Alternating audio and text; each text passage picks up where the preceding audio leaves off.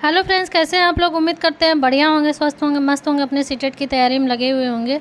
मैं रिया मौर्य आप लोग का स्वागत करती हूं आपके चैनल मैडम जी वर्ड चैनल पे। तो आज हम लोग पढ़ेंगे हिंदी पेडागोजी, जो कि जानेंगे हिंदी पेडागोजी हल करने का सही तरीका क्या है और कम टाइम में ज़्यादा क्वेश्चन कैसे हल करते हैं। हिंदी जो है पेडागोजी जो है, इसके क्वेश्चन थोड़ा सा टफ होते हैं, जिसके वजह से हिंदी में नंबर कम आते हैं कुछ लोग के। तो हिंदी की तैयारी अच्छे करिए। इसको दो पार्ट में आप लोग अलग कर लीजिए। एक जो है आप लोग का अपठित गद्यांश पद्यांश है 15 नंबर का। 15 नंबर का आप लोग का पेडागोजी पूरा है। तो पेडागोजी आप लोग जितना ज़्यादा हो सके टेस्ट लगाइए, इसके सिलेबस के अनुसार इसकी तैयारी करिए। जिस चैप्टर से आप लोग को दिक्कत हो रही है उस चैप्टर को उठाकर उसको कंप्लीट करिए, क्योंकि पूरा चैप्टर वाइज पढ़ने के लिए अब टाइम नहीं बचा है आप लोग के पास। एग्ज़ाम के लिए बहुत कम ही टाइम है। तो आप लोग सिर्फ इतना करिए कि आप लोग प्रीवियस ईयर क्वेश्चन लगाइए, टेस्ट लगाइए। जितना मतलब आप लोग को आ रहा है तो ठीक है, जो नहीं आ रहा है उसको नोट करते चला करिए। जिस चैप्टर में आप लोग को दिक्कत हो रही है उसी चैप्टर को कंप्लीट करते हुए आगे बढ़ते हुए चलिए। और समय की कीमत हम जानते हैं, इसलिए बिना समय गंवाए चलिए आज की क्लास स्टार्ट करते हैं। आज की क्लास का ये पहला क्वेश्चन देखिए। आज की क्लास का पहला क्वेश्चन देखिए आप लोग।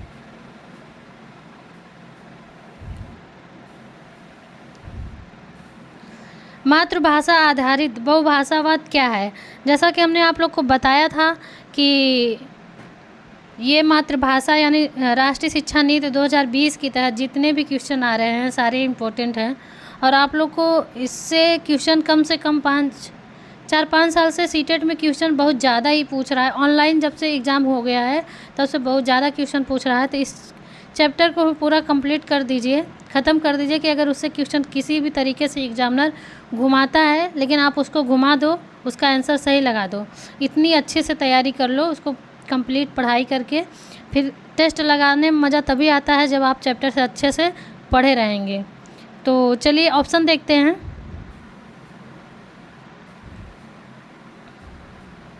पहला ऑप्शन देखिए, किसी की विद्यालय शिक्षा मातृभाषा में आरंभ करना और बाद में अनेक भाषाओं को जोड़ते जाना। नेक्स्ट है, किसी की विद्यालय शिक्षा मातृभाषा में आरंभ करना और बाद में अंग्रेजी को माध्यम के रूप में लेना। नेक्स्ट देखिए, माध्यम के रूप में मातृभाषा में सीखना और अंग्रेजी को एक भाषा के रूप में सीखना। नेक्स्ट है, विद्यालय शिक्षा के प्राथमिक वर्षों के दौरान जहाँ तक संभव हो सके अधिक से अधिक भाषाएं सिखाना। तो जहाँ तक संभव हो अधिक से अधिक भाषाएं तो नहीं सीख सकते ना। प्राथमिक स्तर के बच्चे जो होते हैं आप लोग जानते ही हैं कितने छोटे रहते हैं। तो उनको तो एक भाषा जो होती है मातृभाषा, जो घर में भाषा बोली जाती है, उनको वही लैंग्वेज ज़्यादा समझ में आता है। फिर धीरे जैसे क्लास बढ़ता है, जैसे कि आप जूनियर में गए, माध्यमिक में, पूर्व माध्यमिक में, तो फिर उनको नॉलेज होने लगता है कि नहीं, घर की भाषा घर के लिए है, स्कूल की भाषा अलग होती है, घर की भाषा अलग होती है, लेकिन मिक्स पढ़ा सकते हैं। लेकिन अध्यापक का काम है कि बच्चों की जो है मातृभाषा के द्वारा पढ़ाएं, और जो उसके अलावा जो अदर लैंग्वेज है उसको साथ में लेते हुए। तो बताइए आप लोग कौन सा ऑप्शन सही होगा। उम्मीद करते हैं आप लोग आंसर लगा लिए होंगे। तो आप लोग का आंसर जाता है ए की तरफ। किसी की विद्यालय शिक्षा मातृभाषा में आरंभ करना और बाद में अनेक भाषाओं को जोड़ना। जैसा कि हमने अभी आपको बताया है कि छोटे बच्चे हैं, पहले उनको उनके घर की भाषा के माध्यम से पढ़ाएंगे। जैसे जैसे क्लास बड़ा होगा, जैसे जैसे बढ़ते जाएंगे, वैसे वैसे क्या होगा कि उनकी जो है अदर जो भाषाएं होती है उसकी जोड़ी जाती है। आपको ये ऑप्शन इसलिए कट गया डी वाला, क्योंकि इसमें अनेक भाषाओं की बात कही गई है। अभी छोटे बच्चे हैं, उनको अनेक भाषा नहीं समझ में आएगी। सी वाला आपको क्या है कि मातृभाषा में आरंभ करना, उसके बाद अंग्रेजी को, ज़रूरी नहीं कि अंग्रेजी को ही माध्यम बना लेना, संस्कृत भी बना सकते हैं, मराठी भी बना सकते हैं, कोई भी लैंग्वेज मतलब कि बना सकते हैं। माध्यमिक के रूप में मातृभाषा में सीखना और अंग्रेजी को एक भाषा के रूप में रखना, ये भी ऑप्शन आपका गलत है। चलिए नेक्स्ट क्वेश्चन देखते हैं।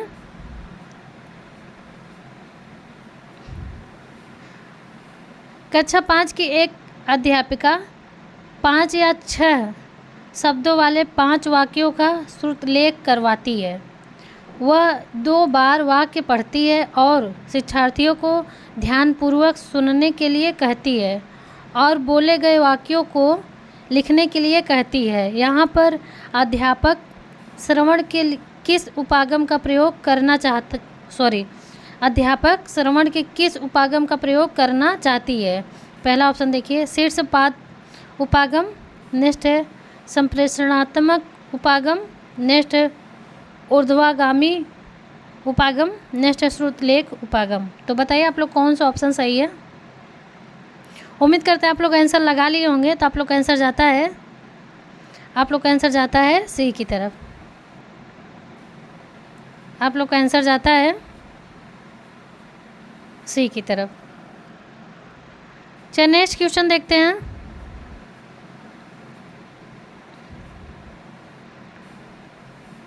एक अध्यापक अपनी कक्षा में विभिन्न समूहों को 10 समूह का एक अध्यापक अपनी कक्षा में विभिन्न समूहों को 10 शब्दों का एक समूह देती है।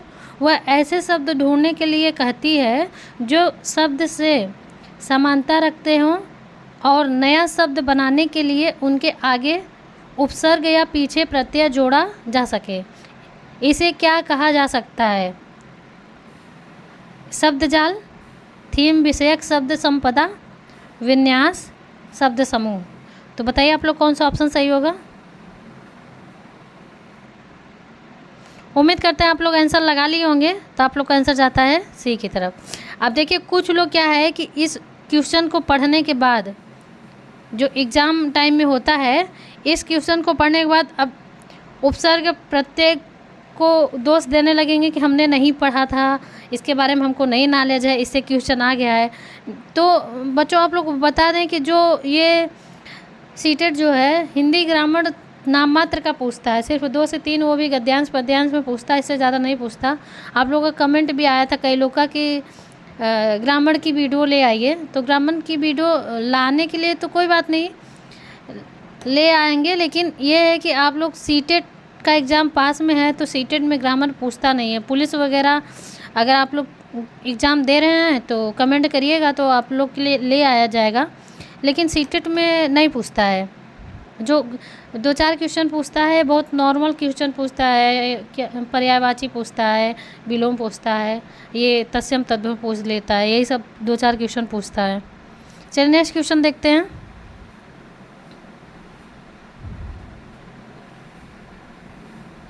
बोली इसे क्या तात्पर्य है ना। पहला ऑप्शन देखिए, किसी एक क्षेत्र या सामाजिक समूह की वाचन विशेषता। नेक्स्ट है किसी एक क्षेत्र विशेष के लोगों द्वारा लेखन के लिए इस्तेमाल की जा रही भाषा। नेक्स्ट है किसी कार्य विशेष से संबंधित रखने वाले लोगों की वाचन विशेषता। नेक्स्ट है सत्ताधारी लोगों द्वारा इस्तेमाल की जा रही भाषा। तो बताइए आप लोग कौन सा ऑप्शन सही होगा। पहले आप लोग समझ लीजिए कि बोली क्या होता है। बोली क्या होता है? बोली का जो एक कहावत है ना कि कोस कोस पे पानी बदले और कोस कोस पे वाणी कैसे है, एग्जैक्ट नहीं याद आ रहा है। तो वही है बोली सब क्षेत्रीय बोली होती है, लोकल बोली होती है कि जगह जगह जैसे कोस मतलब आगे बढ़ता जाएगा वैसे वैसे बोलियां बदलती जाएंगी। जैसे बिहार हो गया भोजपुरी चलती है, जबकि लखनऊ और इलाहाबाद में अवधी चलती है, तो कन्नौज में भी अवधी चलती है। तो इस तरह से मतलब लैंग्वेज बदलता रहता है। तो बोली क्या है तो समझ गए हैं। अब उसके अनुसार आप लोग आंसर लगाइए। किसी एक क्षेत्र या सामाजिक समूह की वाचन विशेषता। तो आप लोग का आंसर क्या जाता है? उम्मीद करते हैं आप लोग आंसर लगा लिए होंगे। तो आप लोग का आंसर जाता है ए की तरफ। चलिए नेक्स्ट क्वेश्चन देखते हैं। एक अध्यापक कक्षा में समूह कार्य, जोड़ों में कार्य और रोल प्ले करवाती है और आकलन के लिए शिक्षार्थियों का अवलोकन करती है। आकलन संबंधी इन गतिविधियों को क्या कहा जाता है? वाचन आकलन, कक्षा कक्ष आकलन, संरचनात्मक आकलन, संकल्पनात्मक आकलन। तो बताइए आप लोग कौन सा ऑप्शन सही होगा। उम्मीद करते हैं आप लोग आंसर लगा लिए होंगे। तो आप लोग का आंसर जाता है सी की तरफ। ये 2020 में आया था। 2020 ऑनलाइन एग्ज़ाम जो हुआ था उसमें ये क्वेश्चन आया था। चलिए नेक्स्ट क्वेश्चन देखते हैं।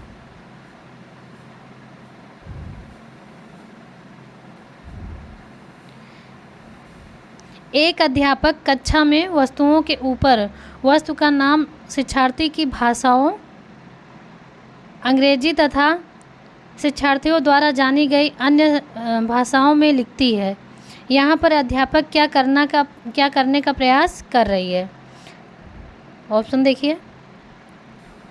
शिक्षार्थियों को वर्णमाला के अक्षरों से परिचित करवा रही है। शिक्षार्थियों में भाषा संबंधी जागरूकता पैदा कर रही है। शिक्षार्थियों में लिपि संबंधी जागरूकता की समझ विकसित कर रही है। कक्षा में भाषा समृद्धि परिवेश सृजित कर रही है। तो बताइए आप लोग कौन सा ऑप्शन सही है? उम्मीद करते हैं आप लोग आंसर लगा लिए होंगे। तो आप लोग का आंसर जाता है डी की तरफ। चलिए नेक्स्ट क्वेश्चन देखते हैं।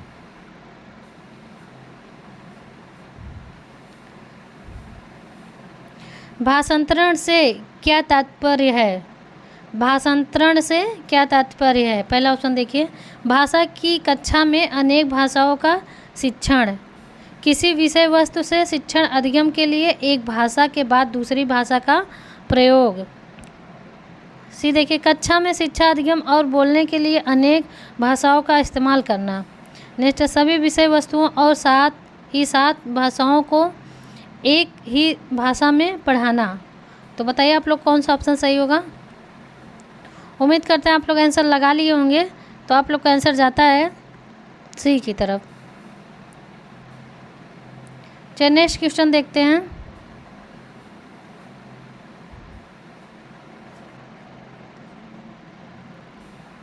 किसी पाठ्य सामग्री की प्रामाणिकता से क्या तात्पर्य है? पहला ऑप्शन देखिए। शिक्षार्थियों के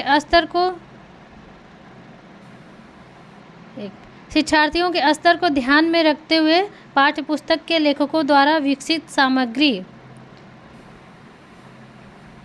देखिए, मूलतः किसी एक संदर्भ विशेष से उपजी सामग्री जिसमें भाषा सहज रूप से प्रयुक्त हो। नेक्स्ट देखिए, भाषा में अधिकार रखने वालों द्वारा विकसित पाठ्य सामग्री। नेक्स्ट है पाठ्य पुस्तक लेखकों द्वारा दूसरी भाषाओं से अनुवाद। तो बताइए आप लोग कौन सा ऑप्शन सही है? उम्मीद करते हैं आप लोग आंसर लगा लिए होंगे। तो आप लोग का आंसर जाता है बी की तरफ। एग्ज़ाम में इतना ज़्यादा टाइम नहीं लेना है, क्योंकि एग्ज़ाम में बहुत कम टाइम रहता है। कम टाइम में ज़्यादा क्वेश्चन करना रहता है। नेक्स्ट क्वेश्चन देखिए। निम्नलिखित में से कौन सा उपागम शिक्षार्थियों का अच्छा लेख लिखने के भिन्न चरणों को समझाने का अवसर देगा? पहला देखिए, वर्णनात्मक लेखन का प्रक्रिया उपागम, लेखन का उत्पादन उपागम, संस्थात्मक लेखन।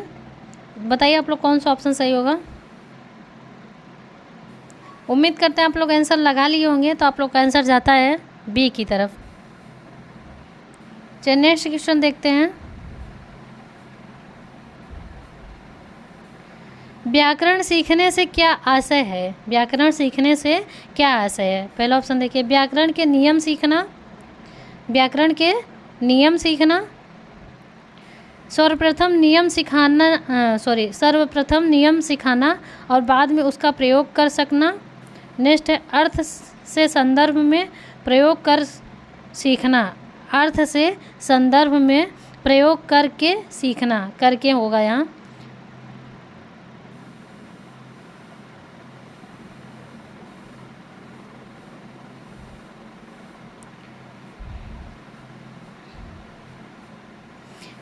किसी भी भाषा के लिखित और बोले जाने वाली स्वरूप में गलतियाँ निकालना। तो गलतियाँ निकालना ये तो नेगेटिव वर्ड है, तो इसलिए आप नेगेटिव वर्ड जो है हटा देंगे। 3 ऑप्शन में बताइए आप लोग कौन सा ऑप्शन सही है? उम्मीद करते हैं आप लोग आंसर लगा लिए होंगे। तो आप लोग का आंसर जाता है सी की तरफ। अर्थ से संदर्भ में प्रयोग करके सीखना। चलिए नेक्स्ट क्वेश्चन देखते हैं।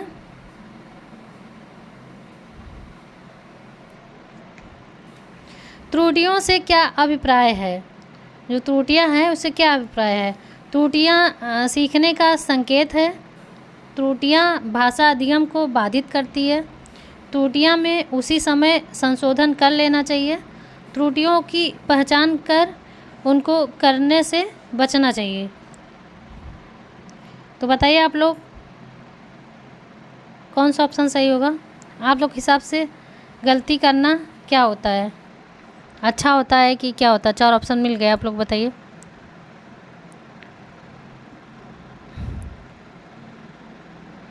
टूटियाँ सीखने का संकेत है। ये जो है पॉजिटिव वर्ड है आप लोग का, क्योंकि अगर हम गलती नहीं करेंगे तो सीखेंगे कैसे?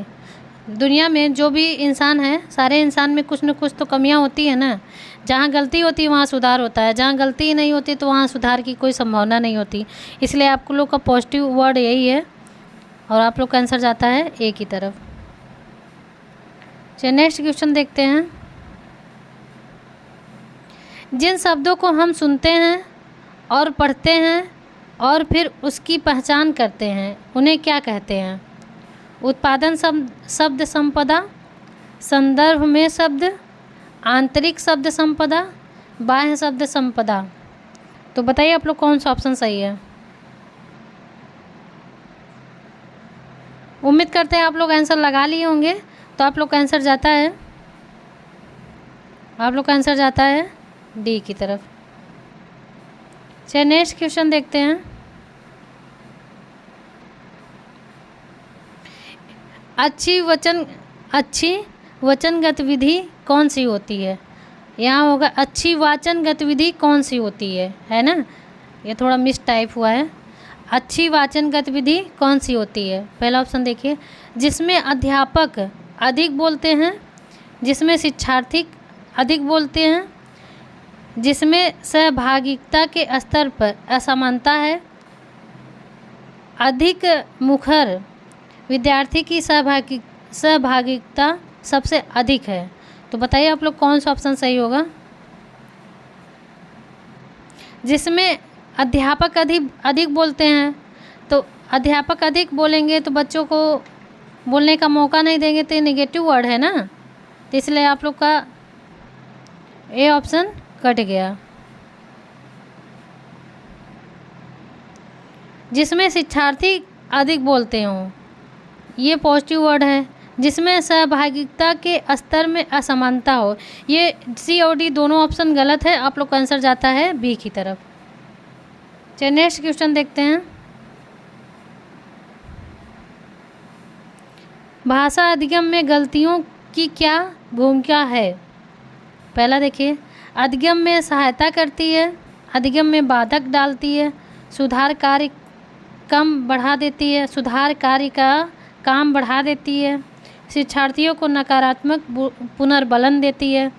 तो बताइए आप लोग कौन सा ऑप्शन सही है? गलती क्या करता है? कोई इंसान गलती करेगा तो उसको क्या होगा? ये सब कॉमन क्वेश्चन है, आप हमको पता है, आप लोग अच्छे से इसको हल कर लेंगे। उम्मीद करते हैं आप लोग आंसर लगा लिए होंगे। तो आप लोग का आंसर जाता है ए की तरफ। अधिगम में सहायक होती है। अगर गलती हो रही है तो समझ जाइए कि आप सही कार्य कर रहे हैं, गलती हो रही तो आप सुधारेंगे। जैसे एक समय में खूब चला था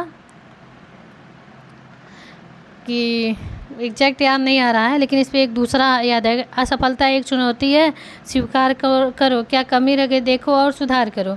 जब असफल नहीं होंगे तो सफलता कैसे मिलेगी? तो जो लोग जिनका सीटेट 1-2 नंबर से रुक जा रहा है तो उनको टेंशन लेने की ज़रूरत नहीं है। इसका मतलब उनके लिए और अच्छा नंबर लिखा हुआ है, इसलिए आप लोग का 90 नहीं आ रहा है। हो सकता है आप लोग बहुत अच्छे टॉपर वाले हों और एक बार में नहीं हो रहा तो 2 बार में होगा, 3 बार में होगा। तो इसलिए अपने आप को नेगेटिव में मत रखा करिए।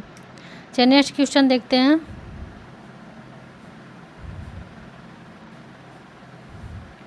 प्राथमिक स्तर के शिक्षार्थी को सबसे अधिक रोजगार लगने वाला कविता कौन सी हो सकती है? नीति विषयक कविता, चिंतन मनन परख कविता, तुकलबंदी वाली कविता, महाकाव्यात्मक कविता। तो बताइए आप लोग कौन सा ऑप्शन सही है। उम्मीद करते हैं आप लोग आंसर लगा लिए होंगे। तो आप लोग का आंसर जाता है सी की तरफ। आप लोग का आंसर जाता है सी की तरफ। देखिए बच्चों, ये सारी क्वेश्चन जो है आप लोग के सारे प्रीवियस ईयर से उठाया गया है। एक भी क्वेश्चन खुद से या किसी टेस्ट सीरीज़ से नहीं उठाया गया है। सारे क्वेश्चन प्रीवियस ईयर से उठाया गया है। ये सब क्वेश्चन आए हुए हैं। तो ऐसे ही क्वेश्चन आते हैं, तो इसी हिसाब से आप लोग देख लीजिए क्वेश्चन टफ है कि सरल है, कैसा है, तो उसी हिसाब से तैयारी करिए आप लोग। और